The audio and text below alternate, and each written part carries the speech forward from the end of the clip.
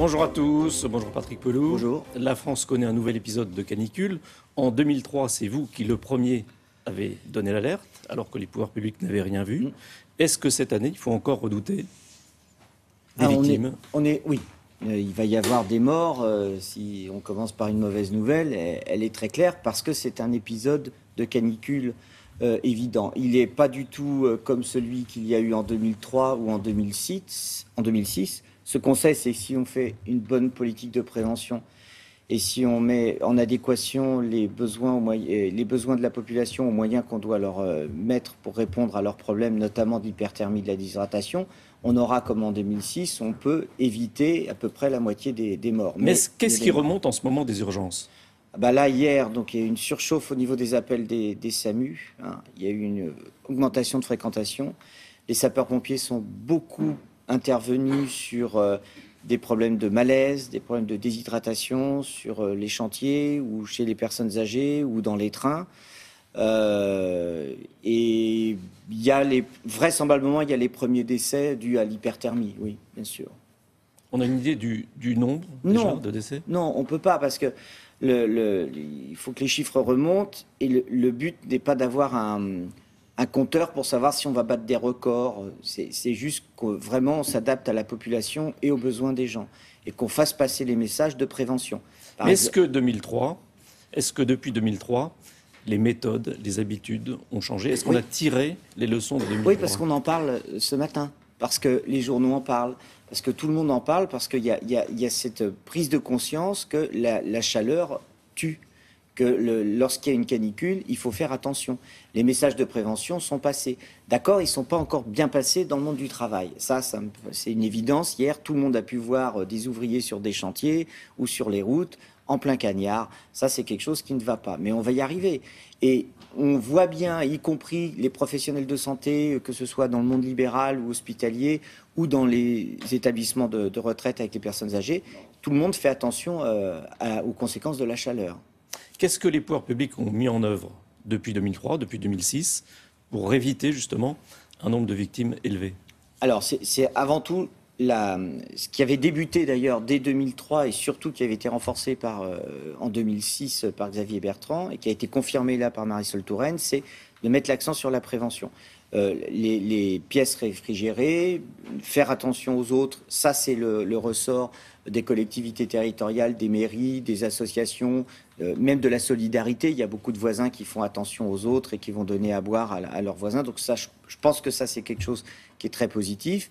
Maintenant, concernant les hôpitaux, les plans d'alerte ont commencé à être activés. Ce qu'on vient de demander, ce qu'on a redit, et on fait le point tous les matins avec Marisol Touraine, de manière à vraiment à ce qu'on soit raccord entre les besoins et les moyens, toujours pareil, qu'on anticipe, c'est de surseoir aux fermetures de lits. Parce que bien sûr, on allait arriver sur la période estivale, et donc il y a beaucoup d'établissements qui ferment les lits de manière à permettre au personnel de prendre leur congé.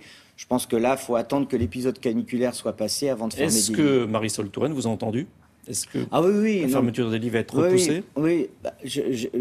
Au cas par cas, on s'est mis d'accord au cas par cas, et donc on va en reparler, je pense, ce matin, de manière à ce que dans les établissements où il y a des gros services d'urgence et où il y a eu des augmentations, parce que on sait que là, si vous voulez, avec les premiers épisodes de chaleur, vous allez avoir plus d'infarctus, plus d'accidents vasculaires cérébraux, plus d'embolies pulmonaires, plus de coliques néphrétiques, et puis après, ça va se décliner comme ça. Et comme il y a eu une forte activité des sapeurs-pompiers, on sait que ça a des conséquences au niveau des services des urgences à l'intérieur de l'hôpital. Est-ce qu'aujourd'hui, les urgences sont capables de faire face à une vague de canicule? Et c'est-à-dire que c'est toujours pareil. On a un pays où on peut faire face, mais dans quelles conditions ? Nous, on veut que les conditions soient les meilleures possibles, c'est-à-dire d'avoir des lits, d'avoir du personnel et d'avoir une réponse qui est graduée par rapport aux besoins de la population. Ça, je pense qu'on va y arriver. Je pense qu'on y arrive parce qu'il y a vraiment une prise de conscience et l'engagement des personnels au niveau des hôpitaux est vraiment sans commune mesure avec ce qu'il y a en 2003, parce qu'il y a des plans qui ont été prévus, parce que justement, il y a cette prise de conscience, donc on anticipe. Et le succès d'une catastrophe, parce que c'est une catastrophe, parce que c'est encore une nouvelle fois une conséquence du réchauffement climatique, il faut qu'on anticipe, et donc la réouverture des lits et refaire venir le personnel pour avoir du personnel en nombre et pour pouvoir accueillir la population. Alors Manuel Valls disait hier qu'il fallait que la solidarité joue, vous le disiez aussi. Cette solidarité, elle consiste en quoi? La solidarité existe. Ça avait été une erreur d'ailleurs en 2003 quand le président Chirac, à l'époque, avait accusé un peu les familles de ne pas être... Non, la solidarité existe. Les gens font attention aux autres. Notamment, j'engage les gens à prévenir lorsqu'ils voient des SDF qui sont bourrés sur un banc, en plein cagnard, avec leur sac de couchage. C'est eux qui vont être les premières victimes. Hein. Il y a une solidarité. On a un pays qui est très solidaire, mais il n'y a pas que ça. C'est-à-dire qu'on ne peut pas baser l'ensemble du dispositif en disant mais finalement, soyez solidaires les uns des autres. Je pense qu'on a un peuple qui est très solidaire, en fait. Mais il faut qu'on réponde aux besoins de la population si la canicule s'aggrave. Les premiers symptômes d'une surchauffe, c'est quoi? L'énervement. Dès que vous avez quelqu'un qui est énervé, il faut lui donner un verre d'eau. Voilà. Non, c'est ça. La surchauffe, c'est ça.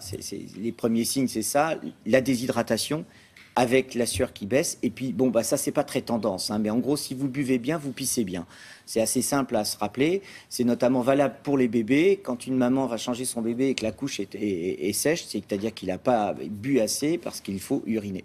Et ça, c'est vraiment le critère d'une bonne hydratation, c'est d'aller pisser régulièrement. Maintenant, si jamais il n'y a plus de sueur, qu'il y a des rougeurs très fortes, et qu'il commence à s'endormir, c'est là où il faut appeler les secours et c'est là où ça devient une prise en charge médicale nécessaire. Dernière remarque, il ne faut pas faire de sport. Faut pas faire de sport. J'en vois encore hier qui courent et qui font des jogging à 14 heures. C'est du suicide, hein, parce que l'hyperthermie des forces, elle est bien réelle et elle a des conséquences mortelles. Il y a un autre problème qui est posé, c'est celui des urgences en elles-mêmes. Oui. Les urgentistes ont fait grève l'hiver dernier. Est-ce que ça a changé les choses? Est-ce qu'aujourd'hui, les urgences sont plus performantes? Elles le deviennent progressivement. La grève qu'il y avait eu en décembre, pour faire très court, consistait à payer l'argent qu'on nous devait, c'est-à-dire à payer vraiment, on a des fiches de paye à 39 heures, c'est d'être payé 39 heures et payé en heures supplémentaires après. Je crois que c'est tout à fait... légitime, parce que les personnels des urgences, pas d'ailleurs que les médecins, les personnels, les aides-soignants, les infirmières, les ambulanciers des SAMU, tout ce personnel travaille activement. Payer ce qu'on leur doit, c'est tout à fait légitime. Et donc ça fonctionne mieux?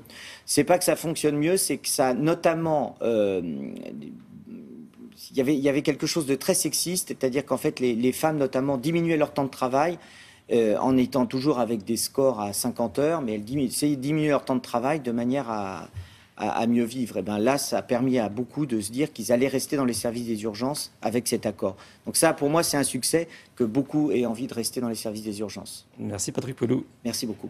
William? Oui, merci Monsieur Pelloux. Monsieur Lémergie. Vous savez que c'est un Monsieur Pelloux, il regarde depuis toujours, hein, depuis qu'il est tout petit comme ça, hein? Oui, j'ai grandi. Oui. Regarde. Enfin, pas trop non plus.